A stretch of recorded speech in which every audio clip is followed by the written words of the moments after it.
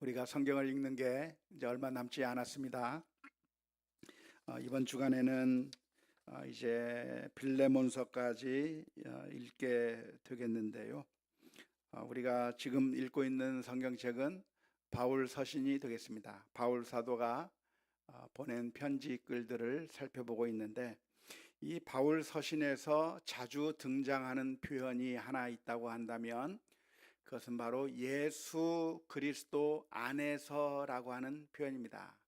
그리스도 안에서라고 하는 표현이 바울 서신에 보면 많이 나오게 되는 것이죠. 예를 들어서 골로새서 1장 14절 말씀에 보면 이런 말씀이 기록되어 있습니다. 골로새서 1장 14절 말씀이요. 자막이 어디로 다 도망가 버렸습니까? 그렇군요. 제 화면에는 안 나옵니다.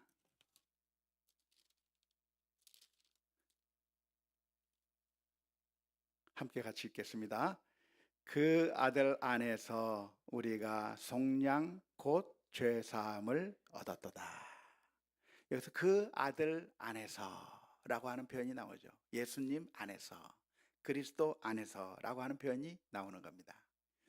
골로새서 2장 12절의 말씀에도 보면 이런 표현이 있습니다. 같이 읽어봅시다. 너희가 세례로 그리스도와 함께 장사되고 또 죽은 자들 가운데서 그를 일으키신 하나님의 역사를 믿음으로 말미암아 그 안에서 함께 일으키심을 받았느니라. 그 안에서, 예수님 안에서, 그리스도 안에서라고 하는 표현이 바울 서신을 읽다 보면 많이 등장하게 되는데요. 이 말의 의미가 어떤 의미겠습니까?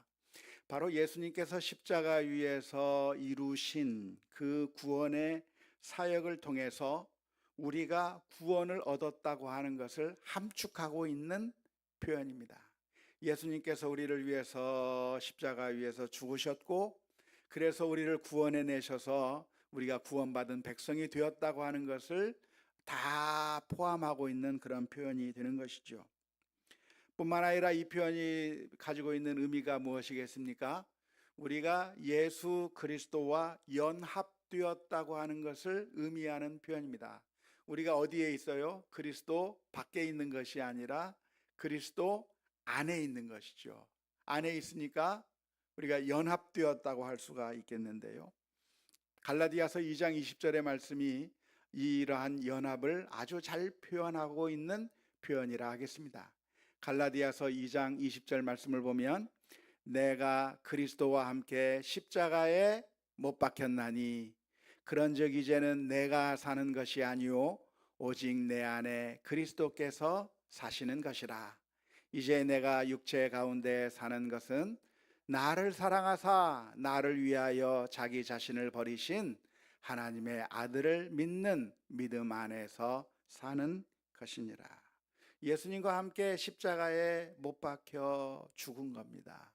갈보리 산 위에 예수님께서 십자가에 못 박혀 죽으셨는데 예수님이 혼자 거기에서 돌아가신 게 아니고, 예수님 혼자만 거기서 죽으신 게 아니라 우리도 함께 예수님을 믿고 영접하면 우리도 함께 죽임을 당한 것과 똑같다 이 말이에요. 우리가 주님과 함께 같이 죽었고 주님과 함께 같이 부활하셨다고 하는 것을 나타내는 표현이 그리스도 안에서라고 하는 그런 표현이 되겠습니다.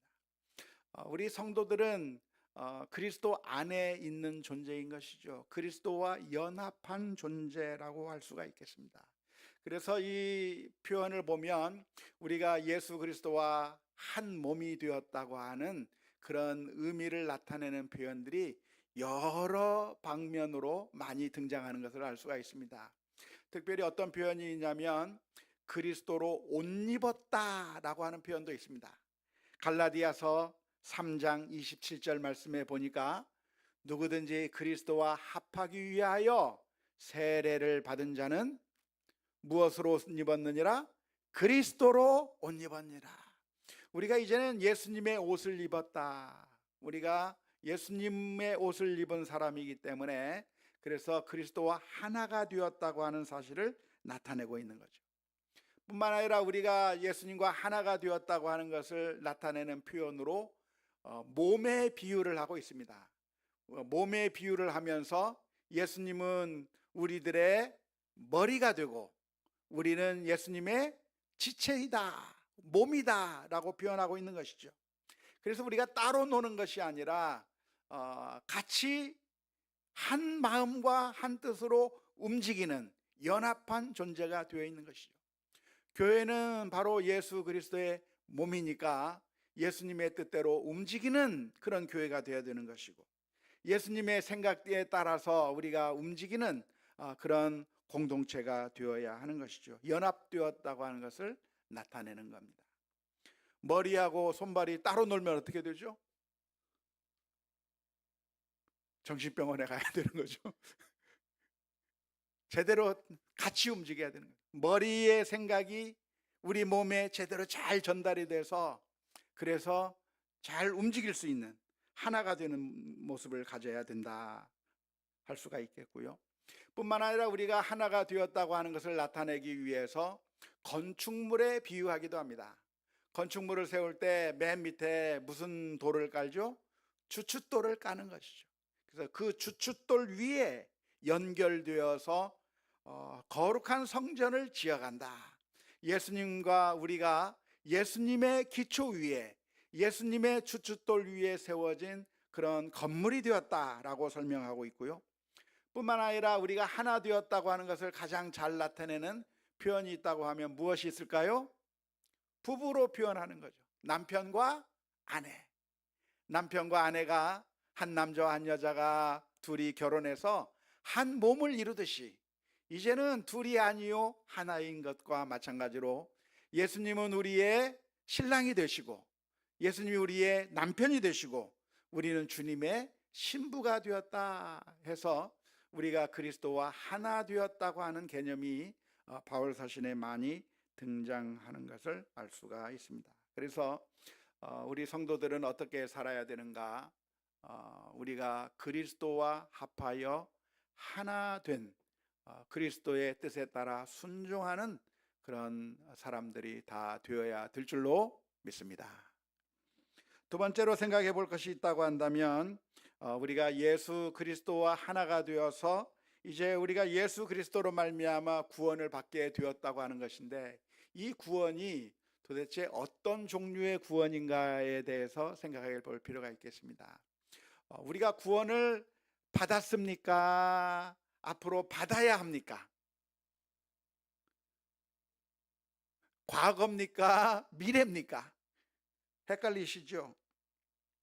우리가 예수님을 믿어서 예수님으로 말미암아 구원을 받았다고 하는 것, 이 구원이 도대체 어떤 성격을 가지고 있는가를 우리가 정확하게 이해할 필요가 있겠습니다. 특별히 바울 서신을 보게 되면 이러한 개념을 잘 설명하고 있는데요.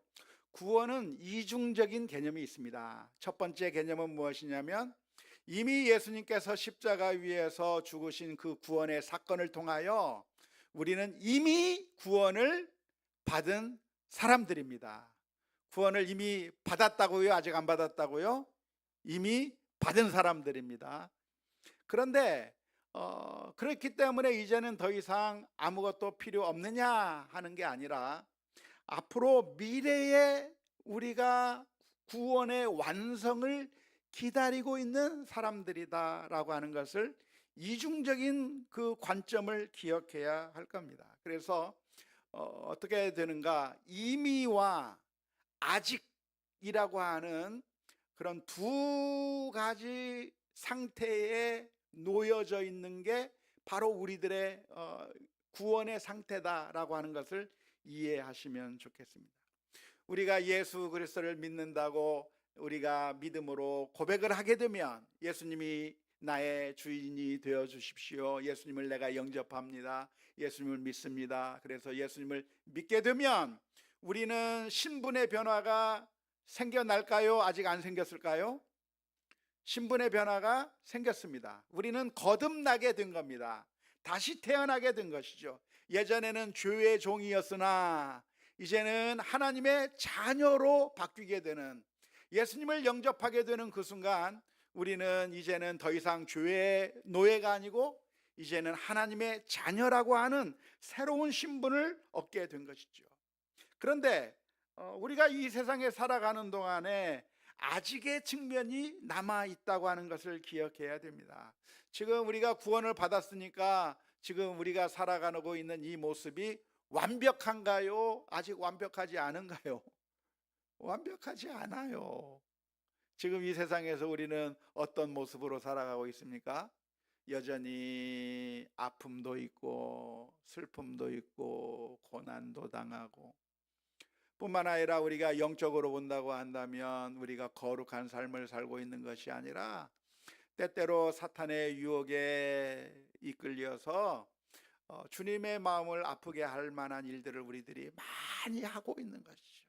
이기적인 모습을 보이기도 하고 사람들을 미워하는 모습을 보이기도 하고 하나님의 사명을 망각하며 사는 삶을 살기도 하고 여러 가지 잘못된 일들을 우리가 많이 행하면서 사는, 그래서 구원받은 사람인가? 라고 질문을 던진다면 아직 구원을 받지 않은 것처럼 보이기 때문에 우리가 아직 죄의 영향력이 있다고 하는 사실을 우리가 잘 기억해야 되는 것이죠. 그래서 우리들은 누군가 이미 구원받았지만, 이미 구원을 받아서 신분이 변화됐지만, 그러나 현실적으로 우리들의 삶 가운데서 여전히 사탄에게 패배하는 일들이 나타나는 거죠. 여전히 우리들의 삶 가운데서 연약한 모습들이 나타나는 거죠. 우리의 몸의 구원을 기다리고 있는 거죠. 여전히 아픔과 슬픔 가운데 있는 것이죠. 언제 그것이 완성이 되겠습니까? 예수님께서 재림하게 되는 그 순간에 이제는 우리가 부활하여서 이제는 주님을 영접하게 되면서 이제는 더 이상 슬픔도 없고 이제는 더 이상 아픔도 없고 부족함도 없는 완벽한 천국으로 들어가게 되는 그 기간까지는 아직도 우리가 이 세상에 살아가고 있는 것이죠. 전쟁으로 치자면 어떤 모습이라고 할 수 있을까요? 전쟁을 하면 제2차 세계대전으로 말하자고 한다면 일본의 히로시마의 원자폭탄이 투하됐습니다. 그래가지고 기고만장하던 일본 천황이 항복선언을 했어요. 항복선언을 했으니까 전쟁에서 이겼습니까? 졌습니까? 이겼어요. 그런데 우리 조선 땅에는 지금 무슨 일이 벌어지고 있어요? 아직도 남아있는 일본 순사들이 우리를 괴롭히고 있단 말이에요. 아직 철수하지 아니한 일본 순사들이 계속해서 우리를 못살게 굴고 우리를 힘들게 하는 그 일들이 아직 남아있단 말이에요. 언제 완전히 그 일본 순사들이 다 사라집니까? 그들이 완전히 다 물러나기 전까지는 여전히 국지전이 남아있는 것과 마찬가지로 예수님께서 십자가 위에서 못 박혀 죽으심으로 말미암아 죄의 모든 문제를 해결하셨고, 그리고 죽음에서부터 다시 부활하심으로 말미암아 죄의 결과로서 빚어지는 그 사망의 권세를 물리치고 승리하심으로 말미암아 이제는 예수님의 십자가와 부활로 인해서 우리가 승리했다라고 하는 그 승리의 선언이 이루어진 거예요. 그 승리가 우리에게로 오는 것인데, 그런데 승리의 선언이 있었지만 여전히 우리는 우리의 실생활 속에서 국지전을 하면서 늘 지기도 하고 상처를 당하기도 하고 하는 그런 일들이 많이 있게 되는데, 언제 그것이 완성되는가? 우리가 하나님 앞에 서게 되는 그때, 개인적인 종말이든 아니면 우주적인 종말을 통해서 이 모든 것들이 다 완성되게 될 때, 그때 가야 비로소 우리가 완전한 구원을 얻을 수 있다고 하는 이중적인 구원의 그 상태를 우리가 잘 기억해야 될 줄로 믿습니다. 안타깝게도 수많은 크리스천들이 이러한 이중적인 구조를 잘 이해하지 못해서, 그래서 잘못된 이단으로 빠지는 거예요. 잘못된 극단주의로 빠지게 되는 겁니다. 대표적인 사람들이 누가 있다고 그랬죠? 구원파라고 하는 사람들이 있어요. 구원파. 여러 번 들어봤죠? 구원파 교회가 어느 교회죠? 구원파인지 아닌지를 알 수 있는 그 표시가 뭐죠? 구원파 소속 교회들은 이름이 기쁜 소식 전주교회, 기쁜 소식 대구교회, 기쁜 소식 인천교회, 이런 식으로 이름을 지어놨어요. 그러니까 기쁜 소식이 좋은 소식인데 좋은 용어는 이단들이 다 가져가서 쓰는데, 아무튼 우리 근처에 기쁜 소식 무슨 교회라고 하는 데가 있다고 한다면 저희가 구원파 교회구나 아시면 좋을 것 같습니다. 아무튼 구원파 계열의 교회들이 있는데, 이 구원파 교회들이 생각하는 것은 무엇이냐면 구원의 이중적인 성격을 모르고 구원의 임의만 보는 거예요. 임의. 예수님께서 십자가에 못 박혀 죽으셨고 부활하셨고 그래서 우리를 구원했습니다. 끝. 그러니까 우리는 이제 이미 구원을 받았습니다. 아직 구원을 안 받았다고 하면 안 됩니다 라고 이야기를 하는 거죠. 듣다 보면 맞는 것 같기도 한데 무엇이 잘못됐습니까? 이미 구원을 받은 건 맞아요. 하지만 우리의 실제적인 삶 속에서 우리의 삶이 완전히 변화되지 아니한 모습들이 있는 것이고, 이것이 언제 완성이 되는가? 마지막 날에 가야 완성이 된다고 하는, 이 아직 안 됐다고 하는 그 사실을 성경에서 가르치고 있기 때문에 우리가 분명하게 기억해야 될 줄로 믿습니다. 성경의 가르침이 무엇이에요? 우리가 영적으로 거듭 태어나게 되면 그것으로 끝이에요? 물론 그것으로 끝이에요. 신분이 완전히 변화됐어요. 다시 태어났어요. 다시 태어났기 때문에 짐승이 아니라 하나님의 자녀예요. 이제는 더 이상 사탄의 자녀라고 말할 수 없어요. 그러나 다시 태어난다면 뭐가 필요해요? 성장하는 게 필요하거든요. 성장. 어린아이에게 머물러 있지 말고 장성한 그리스도의 분량에 이르기까지 성장해야 된다고 하는 하나님의 말씀이 성경 말씀에 있는 것이고, 두렵고 떨림으로 너희의 구원을 이루라고 하는 말씀이 기록되어 있는 것이고, 우리가 살아가면서 늘 넘어지고 있잖아요. 여러분들 죄를 져요, 안 져요? 그렇게 져요? 장로님 몰랐네 내가. 전단 말이에요. 저도 져요. 그렇게 잘못을 저지르는 것이 있는데 완성됐다라고 거짓말하면 안 되는 거죠. 근데 구원파에서는 뭐라고 이야기를 하냐면, 이미 우리가 구원을 받았기 때문에 예수님께서 과거의 죄와 현재의 죄와 미래의 죄까지 다 용서해 주었기 때문에 우리는 이미 다 구원을 받은 것이고, 그렇기 때문에 우리가 더 이상 애쓸 필요도 없는 것이고, 우리는 더 이상 죄인이 아니기 때문에 회개할 필요도 없는 것이고, 우리는 더 이상 구원을 위해서 노력할 필요가 아무것도 없다고 이야기하면서 결국 자유방임주의로 흐르게 되어 있어요. 죄를 지으면서 이건 죄가 아니다라고 우기는 그런 어처구니 없는 일들이 이런 이단들에게서 나타나게 되는 것이죠.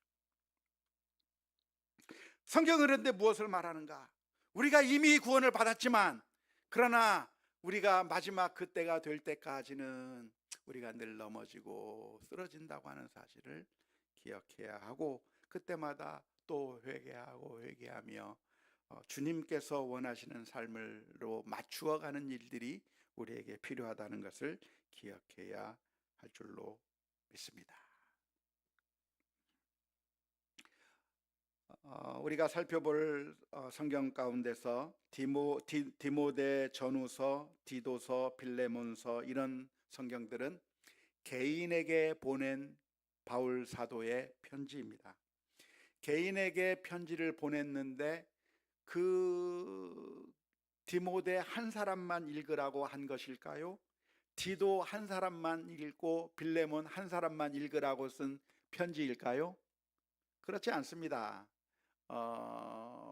이 시대에 편지를 쓸 때 어느 한 교회 앞으로 쓰기도 하고 어느 한 개인 앞으로 쓰기도 하지만 처음부터 그 개인이나 어느 한 특정 교회를 향해서 쓰긴 했지만 모든 성도들이 다 회람해 가면서 읽을 수 있는 목적을 향해서 쓴 편지이기 때문에 모든 교회가 읽어야 될 편지이고 지금 우리도 함께 읽어야 될 편지가 되는 것이죠. 마치 무엇처럼? 누가복음처럼, 마치 무엇처럼? 사도행전처럼. 누가복음이나 사도행전이라고 하는 책을 보면 누구에게 쓴 책이에요? 데오빌로 각하에게 보내는 개인 보고서처럼 보입니다. 하지만 그렇게 쓴 것이지 그 사람만 읽으라고 한 것이 아니거든요. 그래서 디모데 전후서, 디도서, 빌레몬서 우리 이번 주에 읽게 될 텐데 이것을 읽으면서 이것은 우리와 상관이 없나 생각할 것이 아니라 여기서도 많은 교훈을 얻어야 할 것입니다. 특별히 이곳에서는 교회의 지도자는 어떤 덕목을 갖추어야 하는가라고 하는 내용들도 나와 있는데 경건의 훈련을 해야 되고 헛된 논쟁에 말려들어서는 안 되고 뿐만 아니라 경건의 훈련을 해야 하고 시험에 빠지지 않고 말과 행동에서 책망받는 일들이 없도록 경건의 연습을 하라고 권면하고 있고요. 뿐만 아니라 우리가 어떤 삶을 살아야 될 것인가? 영적인 삶을 살 것을 권면하고 있습니다. 갈라디아서 5장 25절의 말씀을 보니까 만일 우리가 성령으로 살면 또한 성령으로 행할지니라고 되어 있는데 성령으로 살 것을 가르치고 있는 거죠. 욕심과 탐심을 십자가에 못 박고 성령에 따라 위의 것을 찾는 삶을 살아야 하는 겁니다. 골로새서 3장 1절 2절에서 이렇게 표현하고 있습니다. 그러므로 너희가 그리스도와 함께 다시 살리심을 받았으면 위의 것을 찾으라. 거기는 그리스도께서 하나님 우편에 앉아 계시느니라. 위의 것을 생각하고 땅의 것을 생각하지 말라. 우리가 이 세상에서 살아가는 동안에 거룩한 삶을 배워나가는 그런 훈련을 해야 될 것이고 이 말씀을 읽는 가운데 하나님의 큰 은혜가 우리 모두에게 넘쳐날 수 있기를 주님의 이름으로 축원합니다. 함께 찬